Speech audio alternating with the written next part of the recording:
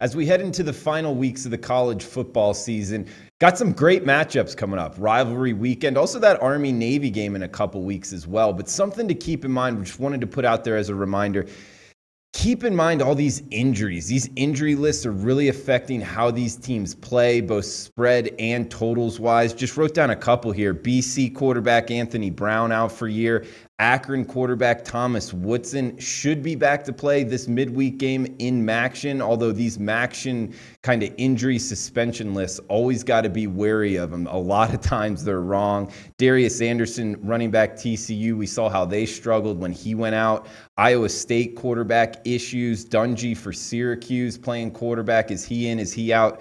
Keep an eye on these guys. Also, Josh Allen, Wyoming, his shoulder issues. If he's playing, is he fully healthy? And if not, maybe towards the under or fading Wyoming. Guys, this is Marketology, where we're going over early week line moves in the college football market, see who is getting faded, who is getting bet on compared to when the odds makers put out their numbers, which was about midday yesterday, totals just a couple hours ago. We're filming right now, 5 o'clock Pacific time on Monday night. Do want to also point out the totals and the side moves just aren't as prevalent right now in the college football season as we get into, the double-digit weeks, week 10, week 11.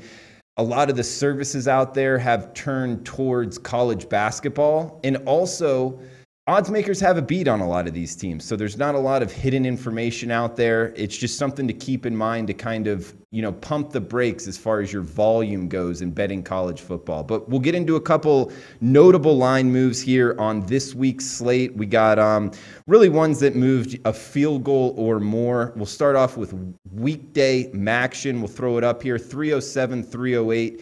Eastern Michigan versus Miami of Ohio. This one opened to pick 'em. Miami of Ohio at home, -3.5 actually, the current number. Eastern Michigan lost 7 of last 8 straight up. Last week, 7th loss of the season. In a sharp angle here, I hate the word sharp, I just kind of feel it's watered down, but it is kind of a betting angle that I do pay attention to. They got their 7th loss of the season, meaning pretty much their bowl hopes are out the window. So how hard are they practicing? How much are they preparing for the Miami of Ohio squad? Something that has to do with this line move. 313, 314, Buffalo, Ball State. Another weekday Maction report here. Buffalo opens -17.5, pushed up to 20.5. I really think that's mostly a fade on Ball State. They just can't get anybody to bet Ball State, and they've really just been getting smoked by multiple teams in the MAC. And keep in mind, Buffalo's starting quarterback is back in the lineup, so they should be able to move the ball pretty well. 387, Kansas State versus 388, Oklahoma State in the Big 12. Oklahoma State opened -17.5, pushed up to -21. Also going over last week's graded numbers here. We got 4 of them.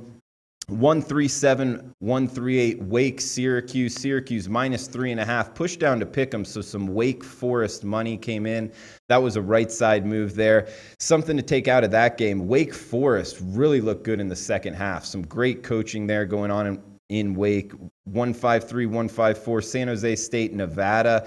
Nevada -17 to -20.5. I think that's a straight fade on San Jose State, right side winner there. 179, 180, FAU, Louisiana Tech. FAU -3, push up to -6. The Owls cruise to the victory, right side there. And 187, 188, Georgia, Auburn. Auburn -2, the opener, pushed to +2.5, flip favorite with Georgia Bulldogs taking money. But as we know, Auburn, War Eagles win that one. So a wrong side move there. We do have a kind of a quicker show given that it's later in the football season, in the college football season. So get right into grading last week's bets. We got 3 bets, went 1 and 2. Little disappointing. That loss for Georgia Southern. Would have liked to have that one as a win, but late in the game, they gave up the +17.5 cover, got the loss there. Arkansas State -10.5. Loser, outright loser. Pretty embarrassing there as they lose the game outright. And got a W on Texas State +5. I know the Bobcats lost the game straight up. They did cover, but I really do feel good about that one. I think the Bobcats going forward are more of a bet on team than not. I think that Texas +5 was the right side there. Bringing the overall record year to date, just went 1-2 last week, but sitting at 21-17 so far this year, plus 1.90 units on the year. Got just one bet this week, guys, and stepping into the ACC for, I believe, the first time this year, going with Georgia Tech versus Duke under 47.5. Couple reasons why. Duke's schedule sets up very nicely for this matchup. They had a bye week, then they played option team Army, and now they're playing Georgia Tech, who's also running a similar option style offense like that. Duke offensively has really slowed it down pace-wise. Last 3 games, 63 plays per game. That's way down from their season average, so keep that in mind. And also Georgia Tech, they do run the option.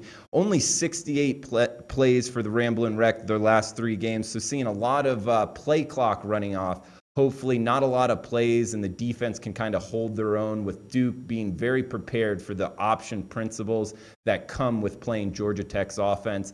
Guys, so we're going with Georgia Tech Duke under 47.5 for the Marketology.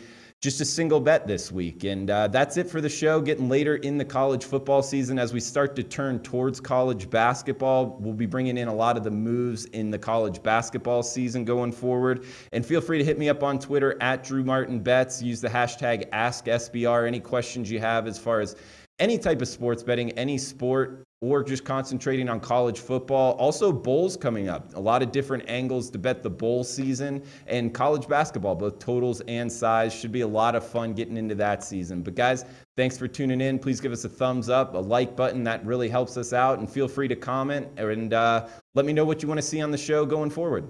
Thanks for tuning in.